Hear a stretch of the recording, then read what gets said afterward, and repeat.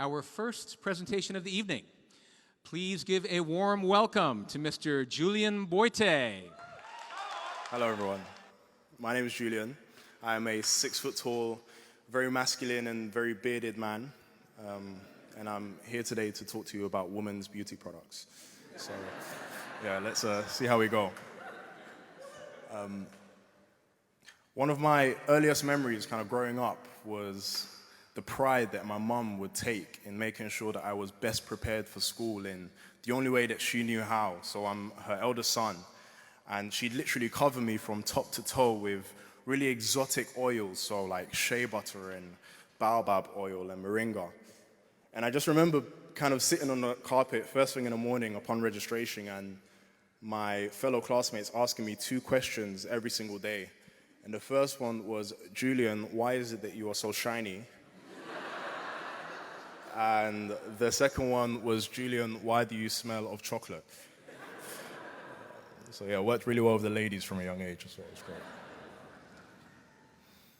Across the stretch of West Africa, there are 16 million other mothers, daughters, grandmothers, very similar to my mother, who effectively create and harvest most of the raw and natural organic products and ingredients that are found in the raw ingredients that are found in the products that you and I buy on the high street and use today on our skincare. These women effectively live in abject poverty, on average making 2 or 3 pounds a week, and therefore unfortunately are unable to send their children to school and actually experience that similar level of joy and pride that my mother had in getting me ready for school. So for these women, the supply chain is fundamentally broken, whilst here in the UK, we enjoy increased sales of natural and organic skincare products, on average growing at about 20% and has been over the last 8 years. So with a broken supply chain for the women in Ghana, which is where I'm from originally, 16 million women who are affected, and a growing global organic beauty market that's estimated to reach 23 billion by 2023, I was compelled to start a company. So that's what I did. So August 2018, I launched a company called The Good Butter Company. And the idea was very simple. It was to bridge the gap between small-scale producers in sub-Saharan Africa and the growing global organic beauty market. And again, kind of coming from a tech background, the idea was just to get products into customers' hands as quickly and as efficiently as possible, just so that we could really run tests and gain feedback on exactly what customers wanted. And we kind of came across a few learnings, and the first was that consumers are becoming increasingly conscientious about not just where their products are coming from, but how they're harvested and how they're produced and whom it affects, which is great. We learned that the term butter was quite problematic. In skincare, butter is often synonymous with oil, and customers with oily-based skin don't always want oily-based products.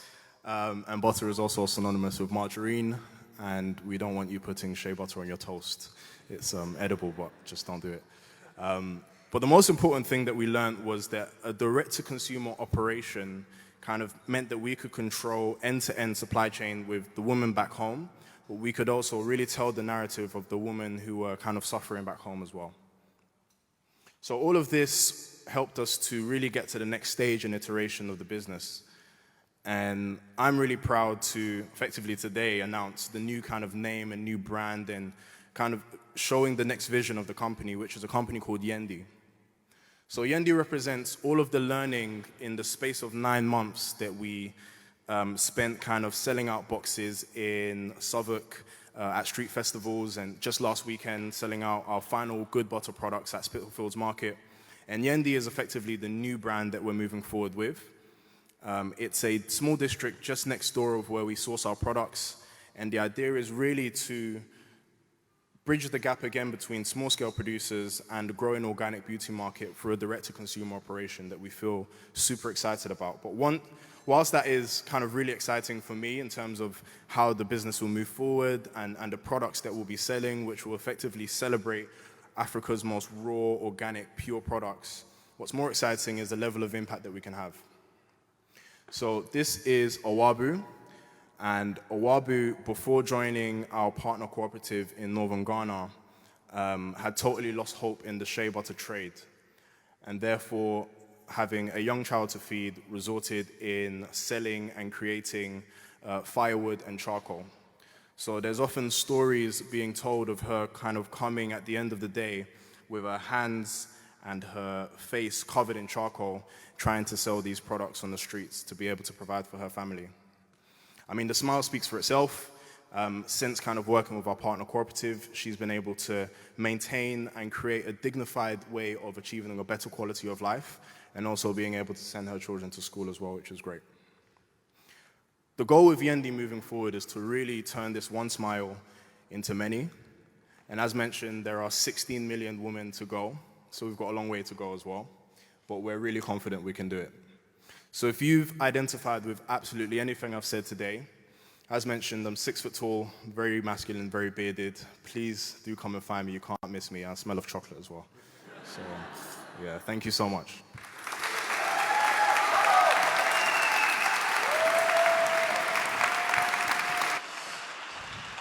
So shiny. Our next presenter is going to tell you how he is taking on fast fashion head on. I'd like to introduce you to Jonathan Mitchell. There are a growing number of fashion designers making clothes in a more ethical and sustainable way. With much of the advertising focused on women, I spotted a gap in the market for a solution targeted at men. On my website, Brothers We Stand, you can shop the best ethical menswear brands in one place. What's the problem with how our clothes are made? The way we buy clothes today is destroying the environment and exploiting the people who make them. That's a photo of the Rana Plaza factory disaster in Bangladesh, where 1,000 people were killed making clothes for Western consumers. At the same time, we are buying more clothes and keeping them for less time. A Greenpeace report suggested that we're buying 60% more clothes and keeping them for half as long as we did 15 years ago. And the fashion industry is a major contributor to greenhouse gas emissions. Another study suggested that 6.7% of global greenhouse gas emissions can be attributed to the fashion industry. I set up my website, Brothers We Stand, to provide people with a way to shop for menswear in a more mindful way. These are some of the brands that you can shop on my website. And we also have our own brand range of good quality organic cotton t-shirts. I'm wearing one now, and so is this guy.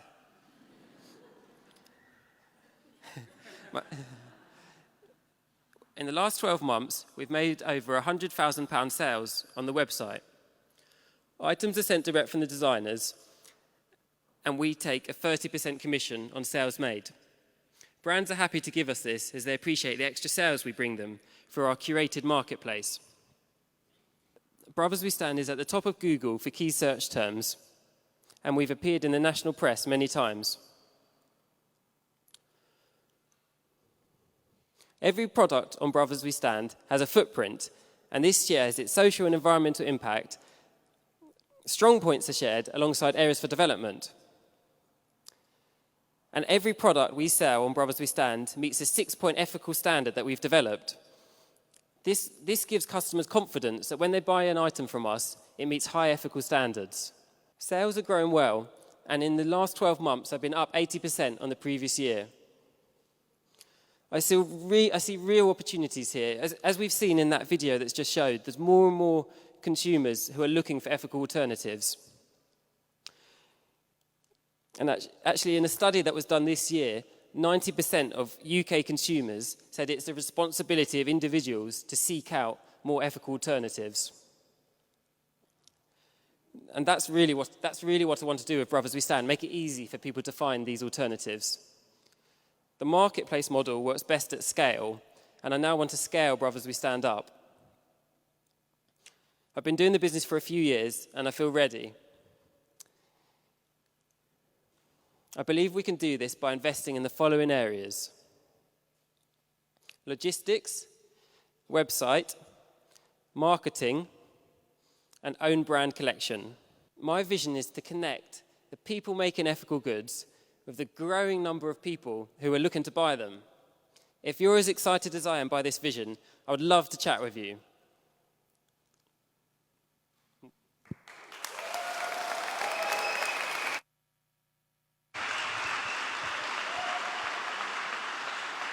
Thank you very much, Jonathan. Our next venture is doing something that is probably something we think about almost every day, but just don't know what to do. And I'll just leave it at that and introduce, please give a warm welcome to John Mansour. Thank you. It's good to be here with you. Imagine with me for a moment that you are exiting the tube station on your daily commute. And as you turn the corner, on the left against the pillar is a man you've seen there before. He's in his 40s, his hair is matted, he looks pretty spent and rough, and you know that smell that you're smelling is coming from him as you pass him by. But as you walk past, he's asking for something. He's asking for money for food, he's asking for money for shelter, he's asking money for a hot cup of coffee. And as you pass him, you wrestle in your soul because you do want to give him money. But you know that if you do, the chances are that money is not going to what he says he needs it for. And you know that it may not even go to him. It may go to somebody else altogether. So for today, you choose to walk on, knowing that tomorrow the same wrestling in your soul will happen again when you see him in the same place. So as Gordon mentioned, my name is John with Redeem, and that very situation is what led us to start Redeem. I wonder how many of you guys have had that same experience. Probably more than a handful of you, and probably more than all of you in the last month or so. And again, that's why we created Redeem. We created an app that allows an individual to purchase products, goods, food, and services for those they see on the street that need help in the moment of compassion. Individuals like the one I just described. Let's call him Steve. Steve then can redeem those gifts, goods, food, and services when they need them at local participating businesses and charities. So my partner and I collectively have over 40 years of experience in business and charity. And we believe that in 2019, given the technology that we have today, there's absolutely no reason why we cannot overcome some of the challenges that rough sleepers face each and every day on the streets of London. That, again, is why we created Redeem. The fact is, and we found from 2010 to 2018, rough sleeping has grown at 100% in the UK. And that's conservative estimates, 100%. And we know, too, from experts that 90% of those that are on the street use the cash that we give them to purchase drugs and alcohol, keeping them in a further decline of poverty and homelessness. And so we feel that the time is right for a new way of doing stuff, for completely disrupting the current model. And so I'd like to just walk you through our current prototype. It's a very basic prototype, but you'll get the idea. So basically you encounter somebody that you'd like to give to on the street. You pull out the app, you find out what that individual's need is, and then you find an appropriate gift on the app. So let's say in this case, the person says they want food or drink. So you click on food or drink, and then they say they'd like a hot drink. So you choose the hot drink, and then you enter, then it geolocates where you are. Wherever you and that individual is, it geolocates you, and it shows you the different options of the partners that we have based on location and based on distance from where you are. Once you choose that, then you enter in the individual's name and you confirm the purchase. After that, you don't need to do anything else. You're done. The business will get notification that someone named Steve, for instance, will be coming to pick up that item. You can then go about your day, and later in the day, you'll get notification. You'll get notification that that individual has actually picked up that item, and you can go on having a much better day knowing that you've helped somebody that was in need. This is what it looks like in the actual app. Let's say, however, that person doesn't pick up what you've given them as a gift. In that case, you'll get a notification as well. And this is what it looks like in the actual app. And then you'll be given the opportunity to give that gift you've already given to a local shelter that we work with. So that compassion is still captured. You may choose to decide that that's not what you want to do, and you want that money maybe to go back into your account. And the next slide will show that. And that's it. So we know in developing this app that one of the closest people that we got to know, one of the experts we got to know, indicated to us that it takes a community to solve this problem. It's been around a long time, and it's a very complex problem. But we also know in order to solve this problem, it has to work for every party involved. Every part of this platform has to benefit from this. And so developing this, we looked at every single person involved, whether it was the donor, whether it was the rough sleeper, the charity, the business, the community, or Redeem itself. And we made sure it made business sense and was a win for each party. We also knew going into this that we needed to make sure that though we were part of the solution and we were one piece of the puzzle, that we knew that it was going to take a lot more people involved as well. And so we, sorry, look at my notes.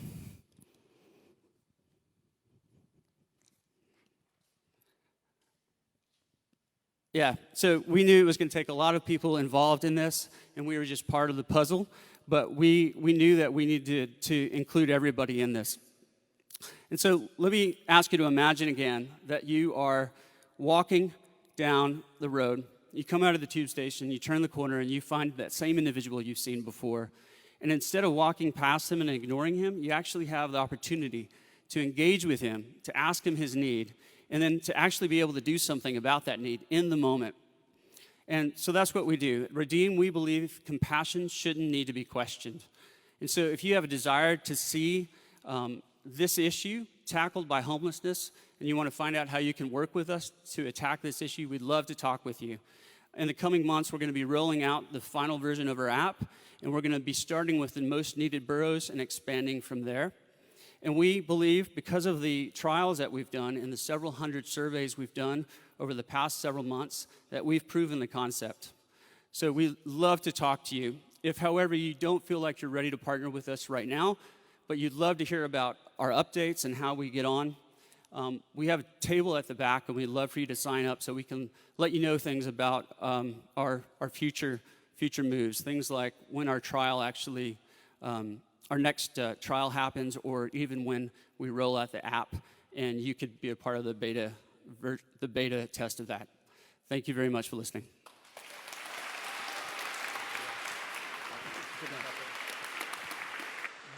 Thank you, John.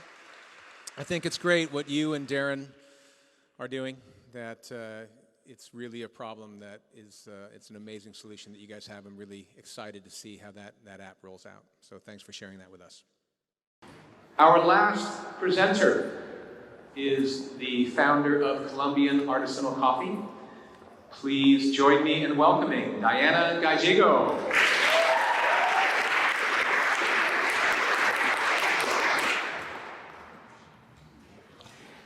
Every cup of coffee has a story, from the farm where it was produced to the joy that it gives to you every morning. I am Diana Gallego, and this is my story. I was raised in a rural community in a beautiful town, San Roque, in the central Andes of Colombia. I grew up during the Colombian Civil War, and I saw many people from my community and family murdered on the streets. At the same time, I grew up in this beautiful coffee farm with my extensive family. I am the youngest of 19 children. Yes, you hear right, 19. Same mom, same dad. They are the legends. I am the 5th generation of coffee producers in my family. I am the proud daughter sister, auntie, and friend of the coffee farmers of San Roque. It is this passion for coffee that brings me here today. The coffee farmers, including my family and friends, are making a loss because of the coffee stock market price.